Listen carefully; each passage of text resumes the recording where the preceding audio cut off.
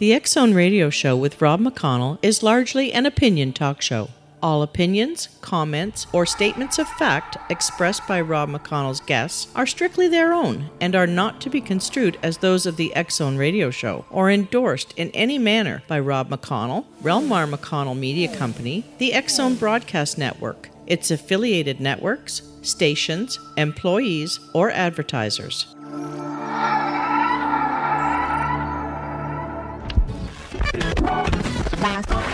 All Hit Radio.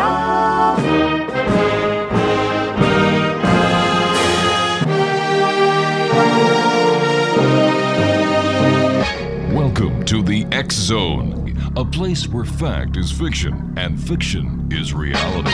Now, here's your host, Rob McConnell. And welcome back to the X-Zone, everyone. My name is Rob McConnell. We're coming to you from our studios in Hamilton, Ontario, Canada. Worldwide toll-free, 1-800-610-7035. My email address is xzone@xzoneradiotv.com. On MSN Messenger, xzoneradiotv@hotmail.com. And my website, www.xzoneradiotv.com. Now, if you'd like to listen to us 7 days a week, 24 hours a day, 365 days of the year, you can do so at www.xzbn.net/live.htm. That's www.xzbn.net/live.htm.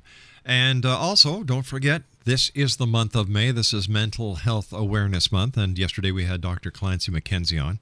And he's a great guy. It was a super show, I should say, about Mental Health Month. And, he brought up a number of great, how should I say this, great, unique hypotheses. So that's, so once again, if you'd like to listen to Dr. Clancy, go to xzonepodcast.com. And finally, before I get to my guest this hour, May 25th to the 27th, I'm going to be the Master of Ceremonies at the Body, Soul, Spirit Expo being held at the International Center, 6900 Airport Road in Mississauga. And if you'd like more information on the Body, Soul, Spirit Expo, just go to their website, www.bodysoulspiritexpo.com. And for everyone, we will be giving away complimentary editions of the X Chronicles newspaper on DVD that you can take home with you. We are a paper-friendly company here. And all you have to do is say, hey, Rob, I'd like to get my DVD. It's that simple. And on that DVD are going to be some videos, some of our best interviews, as well as copies of the X Chronicles newspaper. It's that simple. We want you, the members of the X-Zone Nation, to make up your own mind, because what we do is we bring both sides of the story and let you make up your decision onto what is fact, what is truth, what is myth, what is legend, and what is reality. My guest this hour, CJ Ellisson. Wow, I must tell you, X-Zone Nation, that I received 2 of CJ's books, and we're going to be talking to CJ about her interest in vampires. One of the books she sent me was The Hunt, book number 2, a novel of the vampire, the VV Inn, and she also sent me Vampire Vacation, book 1. CJ Ellisson is our guest this hour, and CJ, how are you? I'm good today, Rob. Thanks for having me here. How are you? I'm doing great, CJ, but I have to ask you this question. Are you a vampire? No, I am not. So sorry. Well, you know what? Where did your interest in vampires come from, CJ? Wow, I guess if we're going to be honest and go all the way back, I'd have to say it would be Anne Rice. I've been interested in reading about vampires for decades. Interview with a Vampire was the first book I read by her, and then I just found a lot of other books. And Laura K. Hamilton has a terrific series. Charlene Harris does, all the big names. So I've been reading it for a very long time. Why do you think so many people in today's society are so interested in vampires? I think that because of the mythical representation that there are so many different cultures that have vampires or some type of blood drinker within their own historic legends, that people have always been fascinated with it. And now, in today's day and age, you can have your flavor of the month for vampires however you want it served. It can be horror, it can be erotic, it can be fantasy, it can be mysterious, like a detective sleuth situation for the vampire. There's a ton of different ways you can spin it, and I think all the fantastical creatures there are, you see more of it with vampires, more variety. than any other one there is. And that's what I really liked about it and what drew me to writing about it. CJ, you and I have to take a 2-minute commercial break. Thank you very much for joining us. I'm looking forward to spending the next hour here in the X Zone with you. CJ Ellisson is my special guest, www.cjellison.com. That's CJELLISSON.com. Don't forget that second S, X Zone Nation. That's cjellison.com. And she also has a very, very popular fan book on Facebook, so check her out. We'll be back on the other side with CJ Ellisson as the X Zone continues from our studios in Hamilton, Ontario, Canada. My name is Rob McConnell. Don't go away.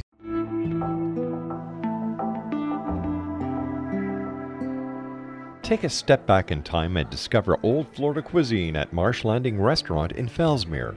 Enjoy delicacies such as frog legs, gator tail, catfish, and swamp cabbage, or enjoy the more traditional cuisine like hand-cut Angus steaks, ribs, and seafood. Join us for breakfast with a southern flair featuring sweet potato pancakes, biscuits and gravy, and much more.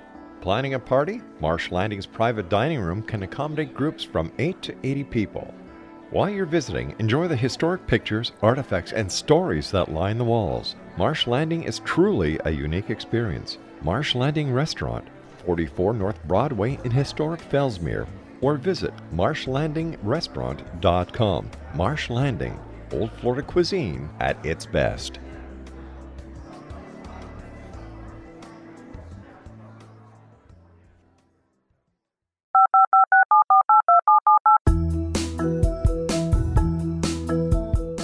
Did you know that when you're on the road with limited data or Wi-Fi, you can still listen to the X Zone Radio Show with Rob McConnell, The Science of Magic with Gwilda Wiyaka, X-1, Dimension X, Space Patrol, and every minute of the X Zone Broadcast Network by calling 213-401-0080, courtesy of Audio Now. No smartphone, app, or internet needed. It saves your data plan and it's free if you have unlimited minutes. Call 213-401-0080 to listen on any phone, anytime, anywhere. Remember 213-401-0080 for the best of the paranormal, parapsychology, and sci-fi radio programming anywhere, 24/7, 365.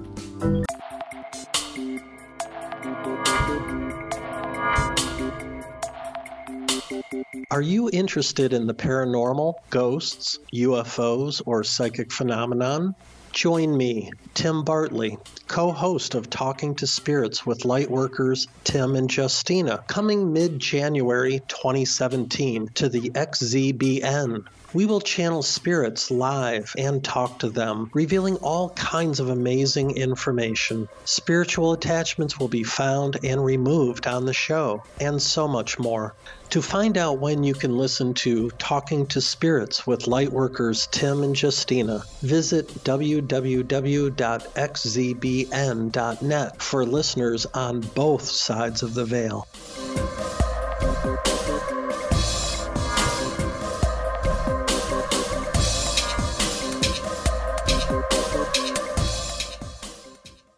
And welcome back to the X Zone. CJ Ellison is my very special guest this hour. www.cjellison.com.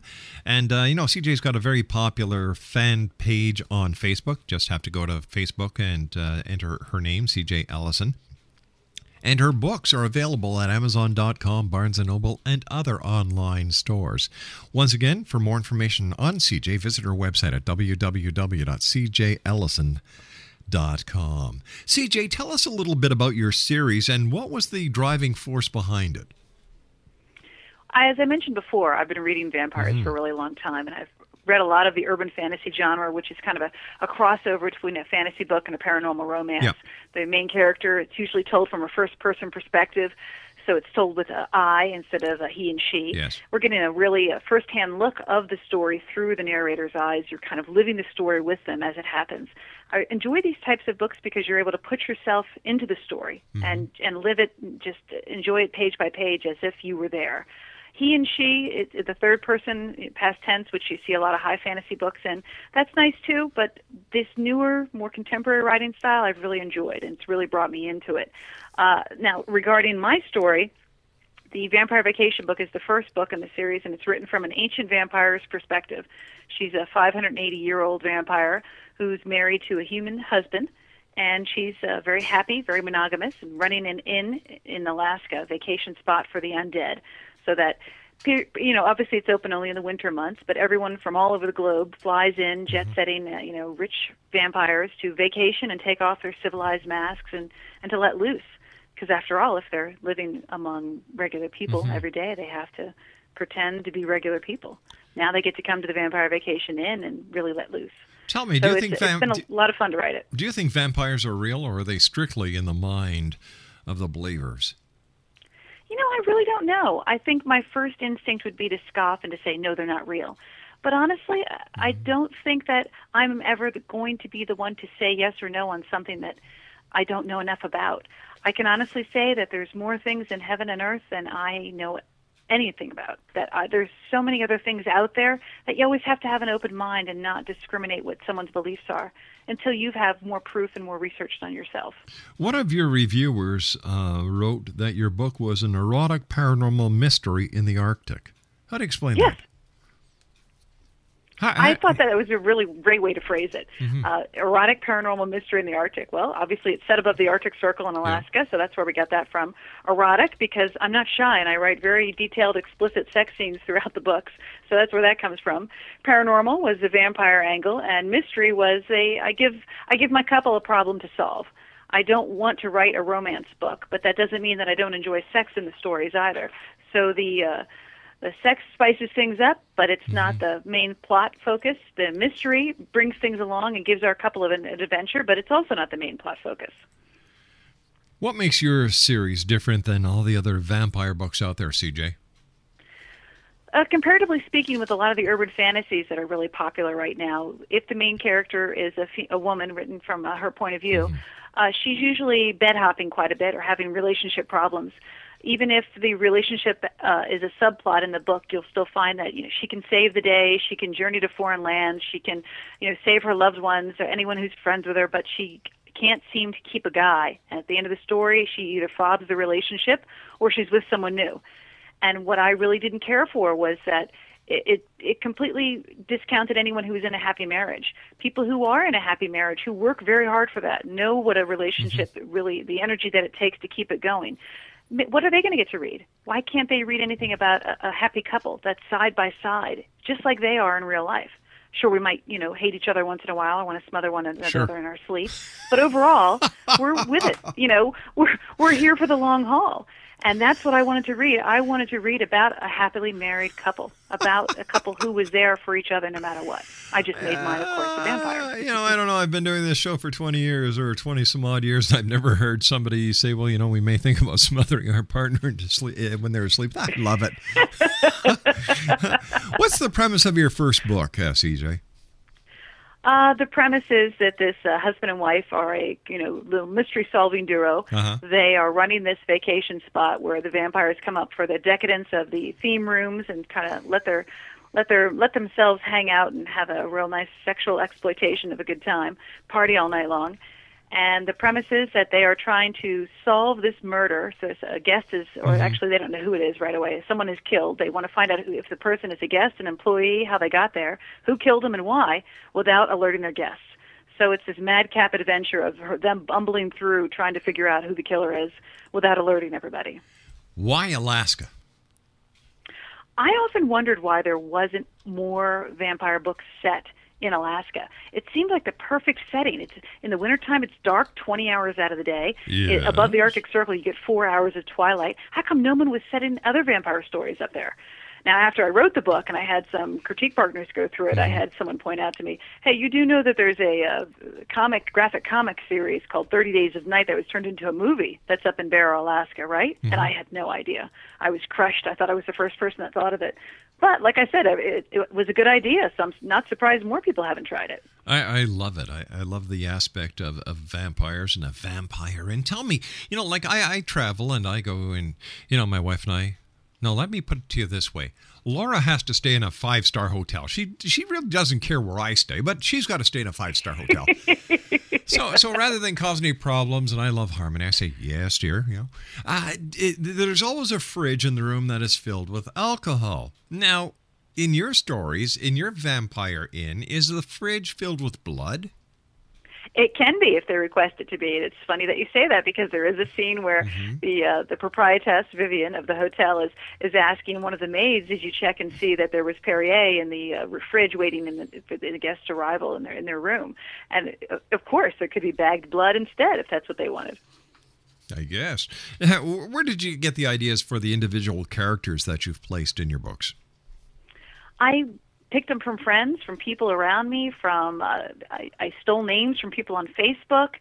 That was actually really fun. I do a lot of my naming from people on Facebook. I'll do a shout out on my page saying, hey, I need to pick a character, a name, and it's got to be a man from this area of the world, this age. He's going to be a vampire. Who wants to help name him? And I'll get 100 or more suggestions of names. I scribble everything down.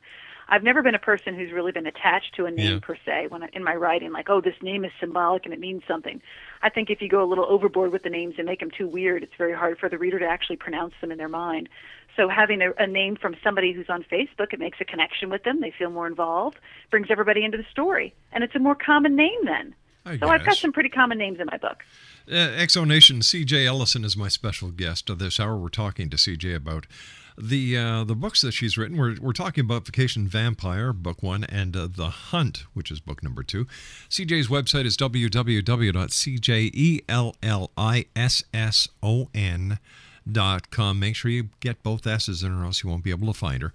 And her books are available on Amazon.com, Barnes & Noble, and other fine bookstores online. And she's got a very active Facebook fan page. All you have to do is go to Facebook and just type in the search engine, CJ Ellison, and away you go. CJ, your publisher calls your books hot monogamy.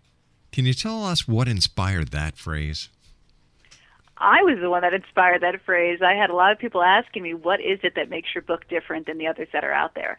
Like I said before, I did not want to have a bed-hopping heroine. I wanted her to be in a solid relationship. I wanted it to be where they could count on each other.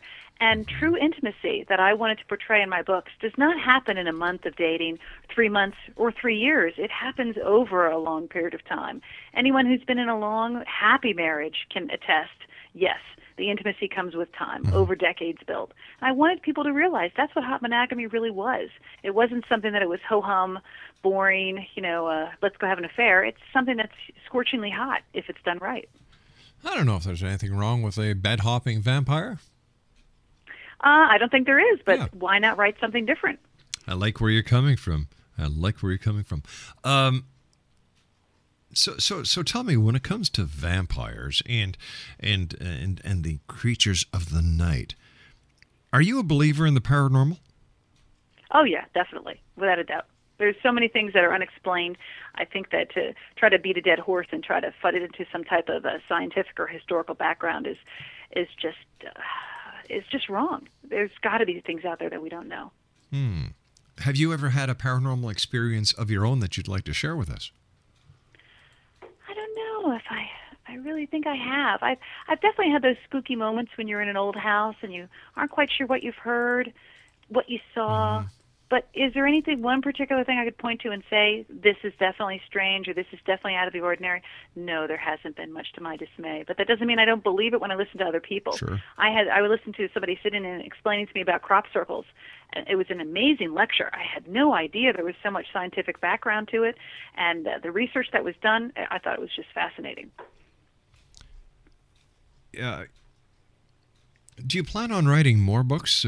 For example, are the characters going to progress? Or are they going to get into different plots?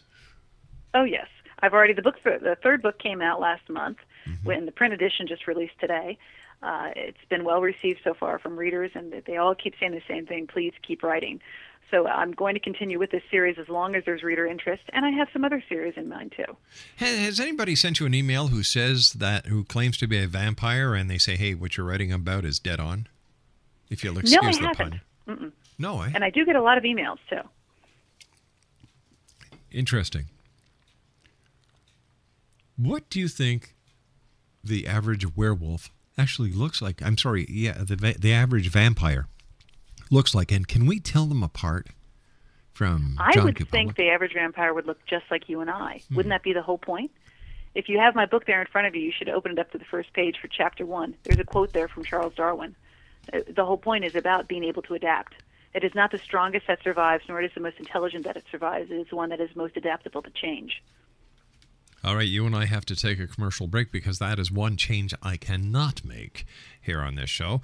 Exonation, CJ Ellison is our special guest, www.cjellison.com. There's 2 S's in Ellison. And we'll be back on the other side of this commercial break talking to CJ about her books. Let me see, it's a series on a novel of the VV Inn. 1-800-610-7035 worldwide toll free. My name is Rob McConnell. I'll be back on the other side of this break. Don't go away. This is the X-Zone Broadcast Network, broadcasting worldwide on broadcast affiliates and satellite program providers, including CNN Broadcast Network, Sirius Satellite Network, Star Media, Good News Radio Network, Angel Broadcast Network, Wiki Broadcast Network, and WPBN TV. For more information on the X-Zone Broadcast Network, visit us at www.xzbn.net.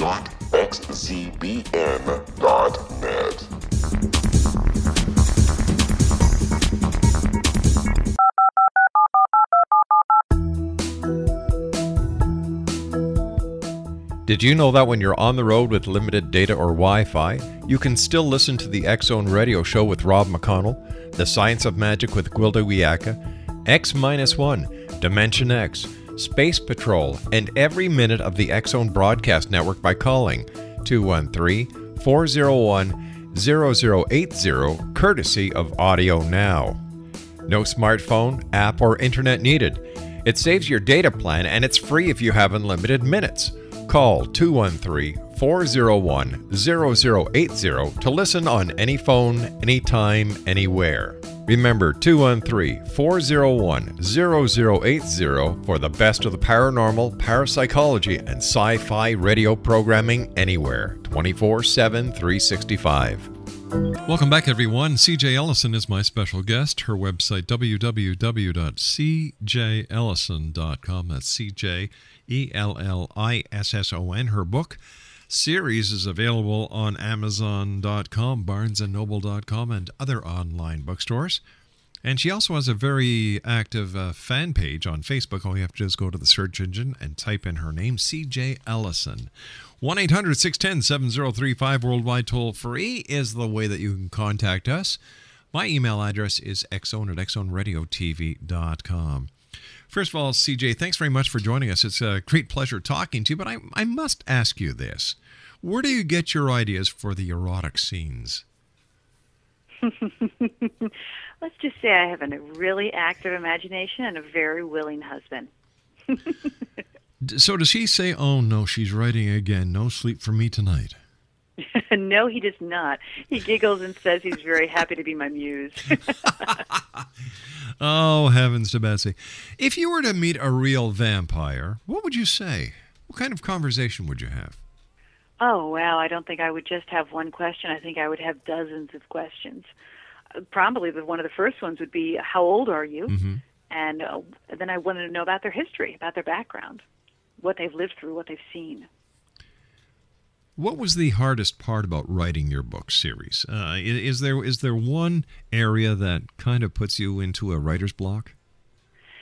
Yeah, actually there is. It's writing about my nephew Eric. He passed away 2 years ago on a motorcycle accident after he came back from a tour in Iraq. I'm sorry. And thank you. It was a very hard time. He and I talked about the series. I have 3 nephews all in the Army, and all 3 are written into the books. And right before he passed away, we were talking about the book. He was really excited. And in the second book, I was going to introduce his werewolf character. And actually, he picked that he wanted to be a werewolf in the book. So we had talked about it quite a bit. And I noticed that I'm still drawing a freeze when I have to write the scenes with him in them, that I hesitate a lot. And now that I've read the 3rd book through and it's doing really well, I've noticed all the characters have really come to life. They all have a personality on the page, except for Eric's character. No one would know that except for a family member, because everyone who's reading the books is going to see what I want them to see. But when I'm writing the scenes with Eric and them, I have a very hard time trying to make him come to life on the page because it's still too soon. Did you always want to be an author, CJ, or was there something else that you wanted to be as a little girl, but the author took over in the long run? I could give you a list of the things I wanted to be since I was a little girl. It's amazing how you have so many dreams and aspirations, and things change as you evolve and you grow older. No, I did not always want to be a writer, and I actually have no formal training as a writer. My background in school is chemistry, art, and business. So I had no formal writing training, and that really was a hindrance for me when I decided to go through with the publishing process.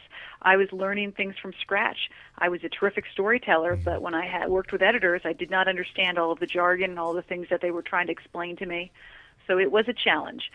Before becoming a writer, I sold real estate and was a property manager and was doing very well.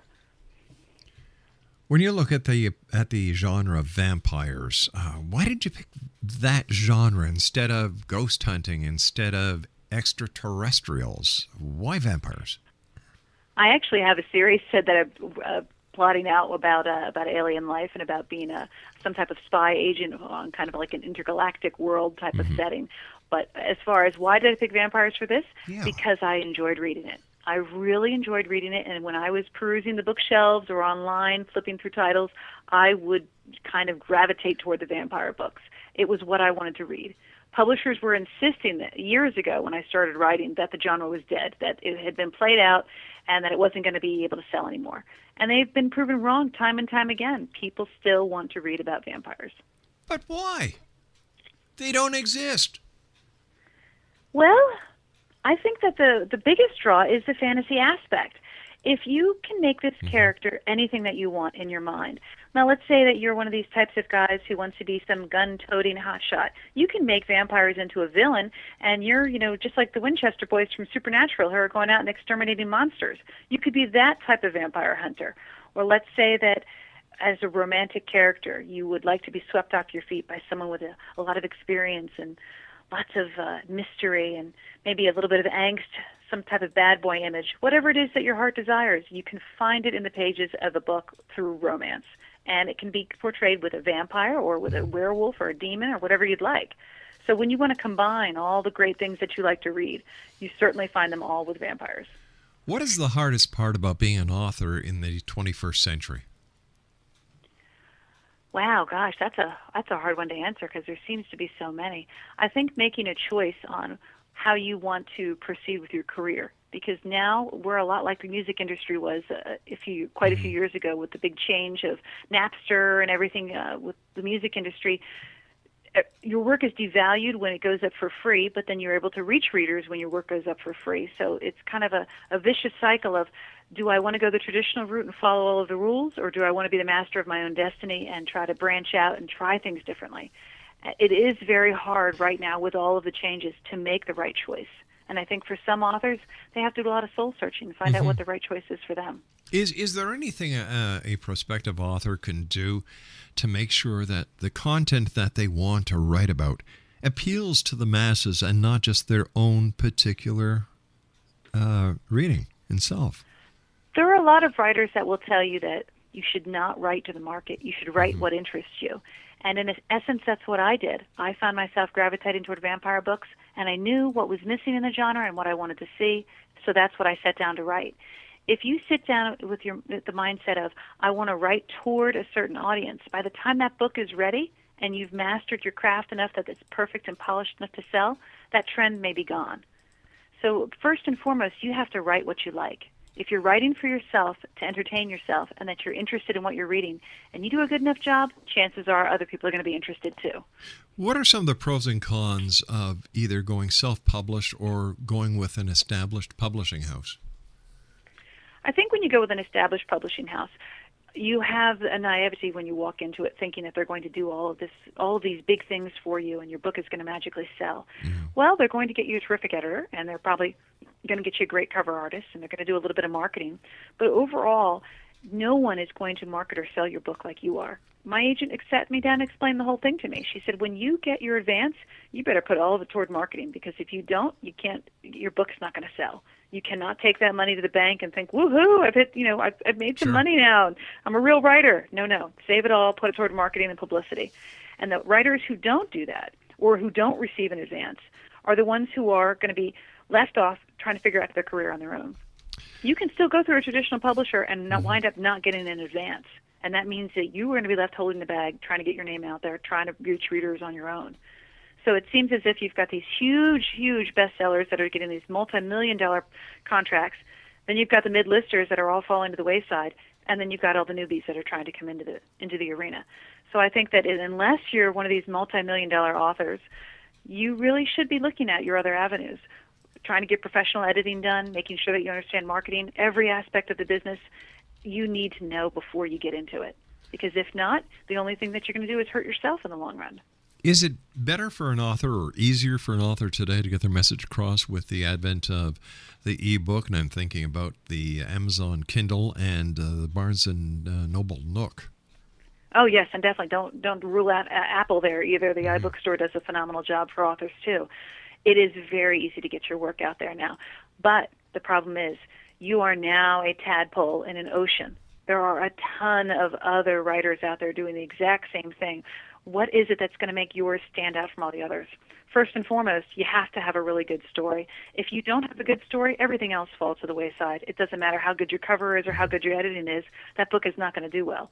If you're a terrific storyteller, and I've seen some terrific storytellers that don't have the best editing that are still making money hand over fist because they can really captivate the reader and draw them in. When a lot of us who are spending lots of money on editors have a lot of professional jealousy that their books are as edited as well as they should be, and they're still making tons of money. But it goes back to the basics. As if you can tell a good story, you will find an audience.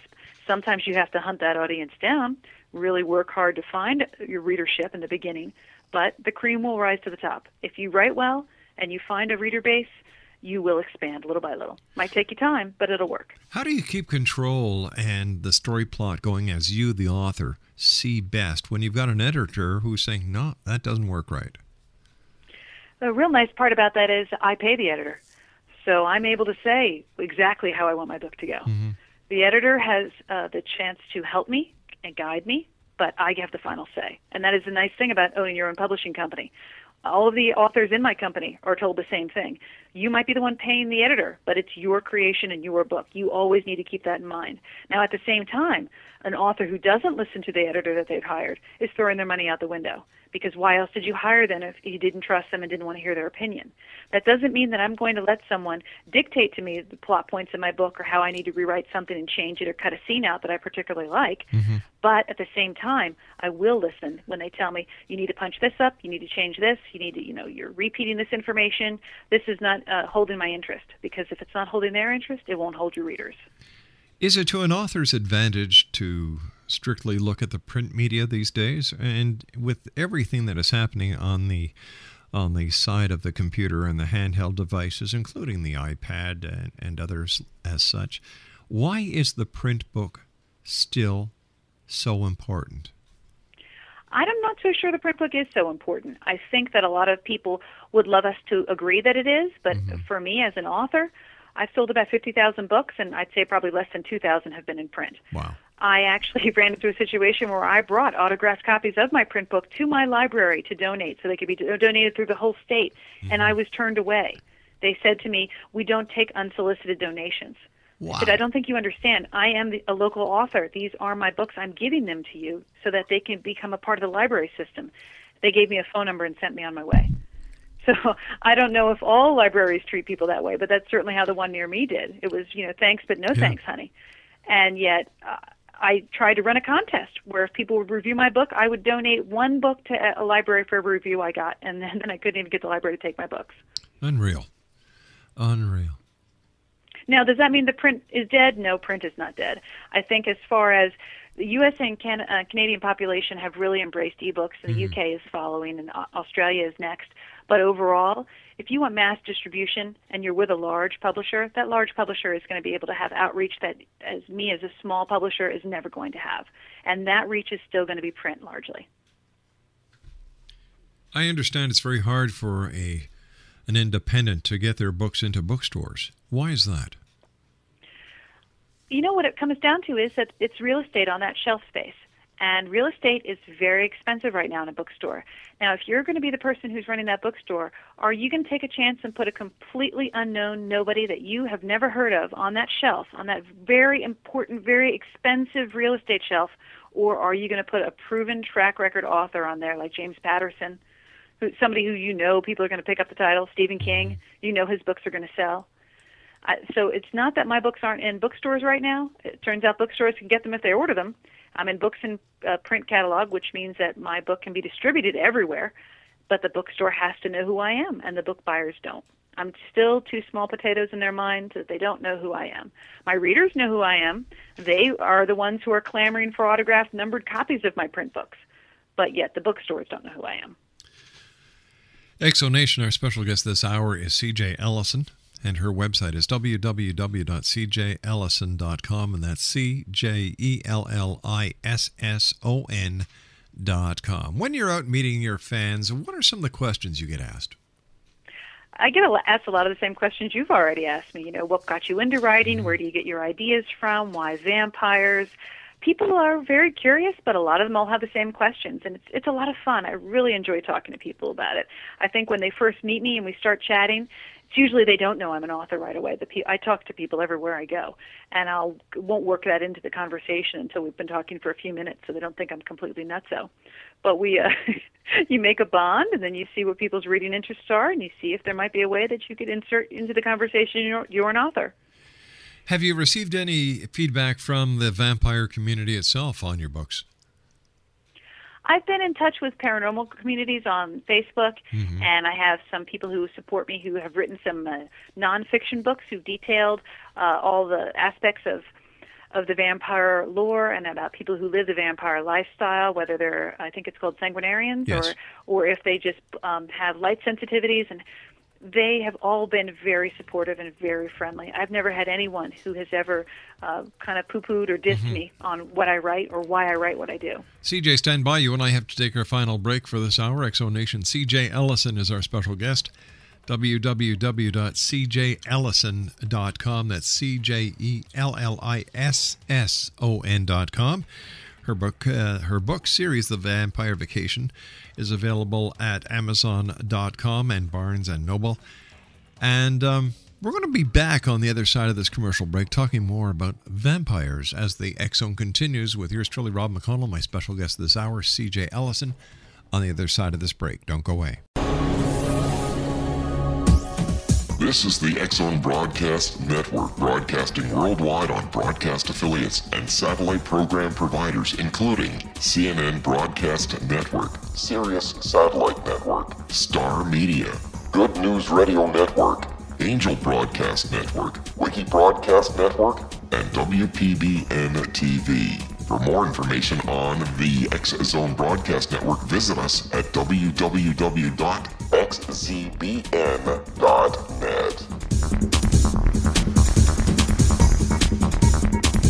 19 Sergeant Central. 19 Sergeant, check. Officers on the scene. Hi, I'm Larry Lawson, host of Paranormal Stakeout.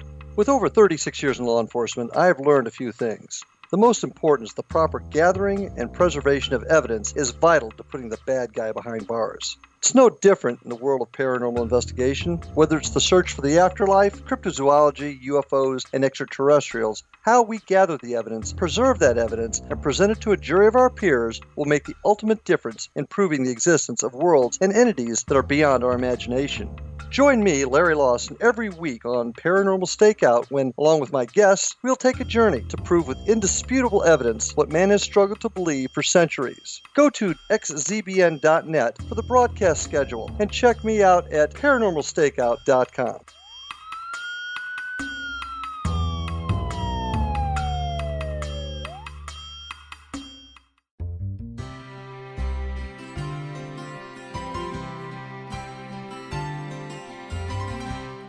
True healing must address 4 levels: physical, emotional, mental, and spiritual, for us to live joyful and productive lives. We tend to treat 3 of the 4, leaving the spiritual languishing. If you're tired of the same dysfunctional patterns cropping up in your life, Soul Balancing is for you. Trixie Phelps, owner and founder of Soul Balancing, is a naturally gifted energy healer trained in numerous esoteric forms, including shamanism. Trixie has created a powerful modality that safely and effectively clears your energetic field. A soul balancing session can remove interference, heal trauma, and restore your hope. Contact Trixie for a life-changing long-distance session today. www.soulbalancing.world.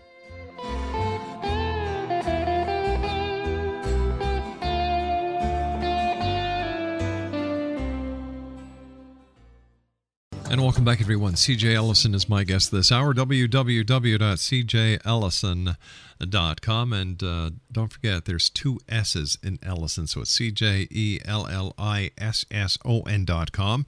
She has a very popular fan page on Facebook. And if you'd like to get a copy of her books, they're available at Amazon.com, BarnesandNoble.com, and other online bookstores. First of all, CJ, it's been great having you with us. What are some of your beliefs when it comes to the strange, the bizarre, the paranormal? I like to think of it the same way that I do as religion, each their own. Who am I to judge? How am I ever to be the one to know what's out there, what's real, and what isn't?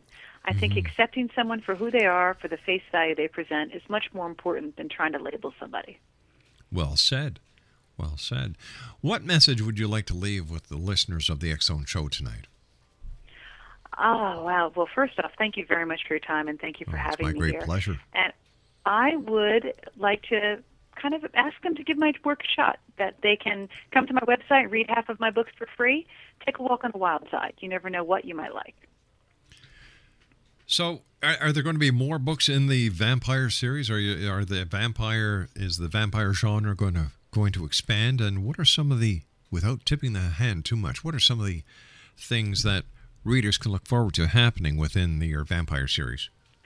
Well, so far, I'm plotting out the fourth installment in the series, which is going to be a novella. The readers have been clamoring to want to know what happens with Jonathan, or how did Jonathan become Vivian's werewolf servant. And I wanted to give them that story. So I'm writing a book of the past. It's going to be somewhere between, I think, if I tell you the word count, that sounds even sillier. So let's just say it's a novella. And then the fourth book and the installment that continues this tale will be like these, around 300 and something pages. And it will be set in Argentina and then around the world. And then I have another story slotted for after that. So we have at least 2 more full-length books and maybe 2 to 3 novellas in store for my readers. I'm sure you've watched some of the vampire series on TV. How do you critique them? Do you watch it with your husband and say, you know what, they've got that right? No, they've got that wrong. It's so funny you say that, because the one thing we have to say, we do watch quite a bit of the vampire shows. I can't get him to watch the teeny bopper inspired ones, but I can get him to watch the adult ones. And the biggest complaint we have is, if you were a vampire and your primary source of nutrition was blood, would you be a neat eater or a messy eater? And we're always amazed by, with Being Human or True Blood or any of these, that they have these vampires that are, these lusty folk that are very messy eaters with blood down the front of their faces and their throats, coating their clothing all over the place. And we thought, that just doesn't make sense. Number one, it's not very subtle. You can easily, how you're going to be able to walk out looking like you've just committed murder. And two, it's very wasteful. It just didn't seem to make sense. Yeah, it's that, I can see a vampire going through the drive-thru at McDonald's saying, all right, I'll have a Big Mac without the bread and all the magic sauces. And don't even bother cooking those darn burgers. I just love them raw. Or just stick your arm out the window for me. Exactly. I'll just tap a vein. CJ, I want to thank you ever so much for joining us. It's been a delightful hour. I wish you much success, and I look forward to the next time you and I meet here in the X-Zone.